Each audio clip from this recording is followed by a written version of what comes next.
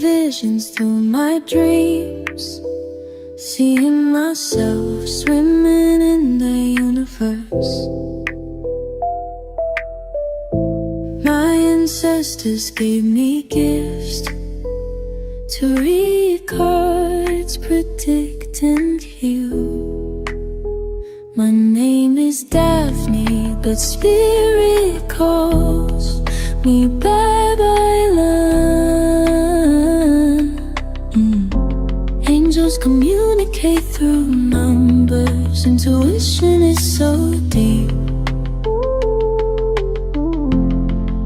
The gift I fully embrace within.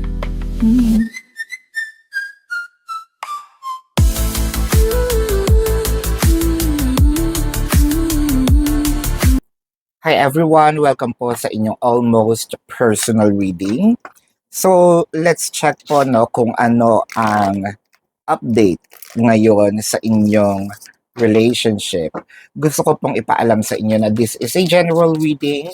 So, you may resonate po sa buong reading na ito or baka konti lang yung resonate nyo. Huwag nyo pong saluhin lahat kung hindi naman po, o hindi nangyayari, kung hindi ganun yung sitwasyon.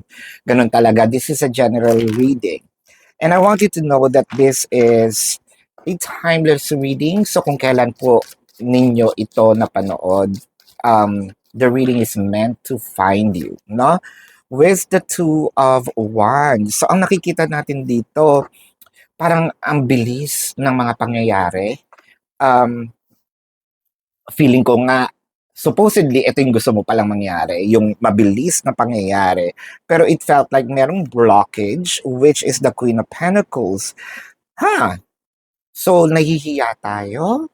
Pwedeng ikaw itong nahihiya, pwedeng itong person mo, or pwedeng both kayo, no? You can interchange the roles because what I am reading here is the dynamic naman. One thing is for sure, dapat maayos na to dapat kayo na dapat meron ng resulta. It just so happen na siguro may nagdadamot pa ng time, energy, effort, or pwedeng hindi rin naman nagdadamot, baka hindi niya alam kung paano lang i-execute, no? Itong kanyang feelings, baka hindi niya rin alam kung paano sabihin natin with the Queen of Pentacles, baka kasi literally, no, kulang itong funds niya, baka hindi ka naman ma-date or hindi ka, kung lalaki ka naman, no, hindi mo siya ma-date, pero ganun din naman, may babae din naman, okay lang, ako yung gumastos sometimes, no, pero kaso wala akong funds ngayon. But it kind of make me feel like with this energy, baka kasi itong pag-i-express, no, medyo kinikip, medyo siguro in and out, no, medyo fluctuating yung energies, medyo hindi rin masyado maganda yung flow, no, nitong energies na ito. What I'm trying to say in here is sabihin nating merong mga bagay kasi na ang mahirap simulan, no? Lalo na kung wala kang idea, baka kasi din hindi ito yung first time na magkakaroon ako ng ganitong relasyon, no? First time ko magkaroon ng gusto, hindi ko sure kung paano gagawin, no? With the Knight of Wands in here, merong longing sa puso na sana, no, magdire-diretso or baka eto na naman tayo, no? Meron din ditong mga meron ditong mga nag-aalala ka kasi eto na naman tayo, magpaparamdam na naman siya, tapos mamaya mag-stop na naman, no? So, medyo nakakakaba, pero sana meron ditong hope na or you're crossing your fingers na sana magdire-diretso naman, no? With the Wheel of Fortune, yung iba sa inyo, lalo na sa mga lalaki, no, na nanonood sa atin, baka kasi mas maayos yung past na financial status ninyo. So ngayon medyo nag-struggle tayo ng financial status natin, kahit may gusto tayo, parang literally nahihiya din tayo sa kanya at nahihiya tayo sa sarili natin, no?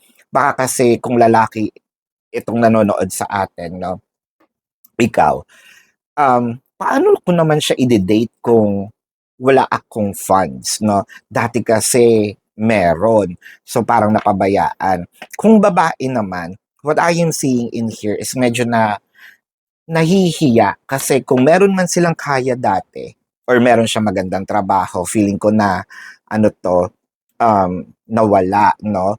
Or lumamlam yung kanyang kinikita, nahihiya din naman na baka kasi isipin niya na pera lang din ang habol ko, no? So, merong pag-aalinlangan, malaking bagay ang financial dito. With the temperance, so, I feel like ito yung bubuksan ang pintuan to entertain the person. Pero, dahil siguro sa hiya, nandun, kaya siya nagfa-fluctuate, um, parang hindi dire-diretso ang flow. Ang baggage dito is more of hiya, no? This is just one of the example. It could be financial, no? Or it could be, dati kasi mas maayos ako kaysa sa ganito. Baka feeling nila nag-gain ako ng weight, no? Pero hindi ba mas magandang tignan na mas minahal ka ng tao doon sa hindi mo best? No, lalo pa kaya kung naging you are on your best version of yourself, no? Pero kasi hindi rin natin maiiwasan na baka meron din tayong insecurities deep inside, no? Kaya medyo um, tayo mismo ang nagpo-push, no? Dito sa nangyayari. Kaya medyo paputol-putol. Where's the Queen of Swords? Nako, para kasing sabi dito, hindi naman na importante kung ano yung meron ka. Ang importante, mahal kita. Antoy, ang sarap pakinggan. Um, Parang yung kantang maging sino ka man, no? So, kaya ako nakakakita dito kanina, pwede rin ito sa LGBTQIA plus relationship. So, parang sa'yo ko lang to naramdaman eh. Yung parang ganong drama. Sa'yo ko lang siya naramdaman. So, bakit kailangan pa nating pigilan, no? Sa'yo ko lang naramdaman yung ganitong pag-aalaga, pagkakalinga. Bakit kailangan nating pigilan itong relasyon na ito? I think siguro with the Queen of Swords, mas pipilitin ng person, ng other party na wala kang dapat ikahiya, no? Dahil kung sino ka, kung ano ka, minahal kita, no? With the Seven of Cups, siguro iniisip mo, madami naman dyan. Are we really having this, nagsa-self-pity ba tayo? Um, Nahihiya ba tayo kung ano tayo ngayon? Kasi parang sinasabi mo, marami naman diyang iba, maraming mas maganda, mas maraming gwapo, bakit hindi yun yung gustuhin mo? Bakit ako? No? Bakit mas marunong ka? Ikaw nga yung gusto. With the Five of Swords and the Chariot. Biruin mo ha, nasa malayong lugar pa to. Tapos bibisitahin ka. Tapos nag-effort yung tao. Tapos sasabihin mo, hindi seryoso. Tapos nagda-doubt ka na yung feelings niya sa'yo is hindi totoo. Ano ba naman yan? Meron bang taong nagjo-joke na nag-e-effort? No? Lalo na kapag nagta-travel. Especially kung galing pa ito sa malayong lugar. Chances are yung iba, nasa ibang isla, nasa ibang probinsya, yung extreme pa dito, sumakay pa ng eroplano, no? It could be coming from um, a different country. Baka naman din with the temperance in here, baka meron din itong lahing foreign, no? Or baka LDR kayo nitong person na ito. So, nandiyan na with the Seven of Swords, alam mo yung kakaganyan mo, Seven of Swords, kakapush mo sa kanya, feeling ko, kakapush mo sa kanya, baka may magustuhan pa tong either kaibigan mo, pinsan mo, what have you, no? With the Knight of Swords and the Empress. So parang sinasabi dito ng universe, ano ka ba? Grab it. Kasi kung ayaw may ibang may gusto nito, kung ayaw mo dito sa person na ito, merong ibang pwedeng sumalo. And this is not impossible, lalo na attractive yung person, no? So baka kaya ganon. Masyado bang minamaliit ang iyong sarili at sinasabi mong deserve ng person na ito ang iba, no? With the King of Swords. Eh kahit anong gawin mo, ikaw pa rin talaga ang gusto niya. So parang with the King and Queen of Swords, hindi ito yung laro ng habulan eh, no? Parang ang palakasan kayo sino mas mananalo, yung pagtulak sa isa't isa, yung tinutulak mo siya palayo, tapos yung tulak mo, parang inaano naman niya, nilalabanan niya ng puwersa para lumapit sa'yo. So, ano ba, kung ayaw mo akin na lang, pwede din naman, ganitong single tayo with the Nine of Swords. Ito yung sinasabi ko.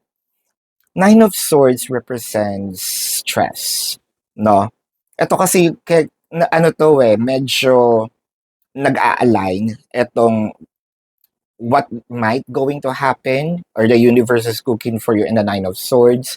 Baka kakapahabol natin, kakaayaw natin. Kung ayaw mo talaga, that's okay, no? Pwede naman talagang ibigay sa iba. Pero ang masakit dito, yung gusto mo na rin siya, kakaganyan mo, makuha ng iba. Very possible. Kaya nga sinasabi dito ng universe, kung gusto mo, grab that person. If not, leave this be. Pero mararanasan mo pa rin yung pag-push niya, no, papalapit sa'yo, yung approach na papalapit sa'yo. Yun nga lang, if in case, nasa paligid mo lang din, masakit din yun, no?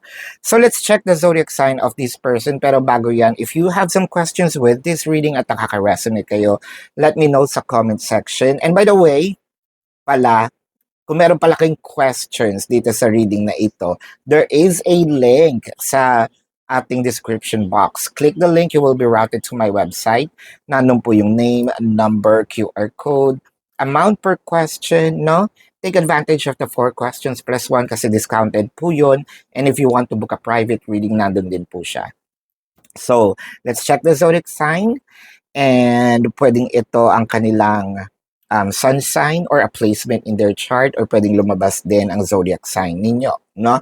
I'm seeing Sagittarius, Taurus, Cancer, Gemini, Pisces. I am seeing Sagittarius is very dominant, no? Leo, Aquarius is here, Scorpio is here, Taurus nandiyan, sabi ko na rin. So this is your reading. Maraming salamat po. Love and light to you. Namaste. See you po sa susunod na readings. Goodbye. Predicting future is my purpose. Yelling the stars align.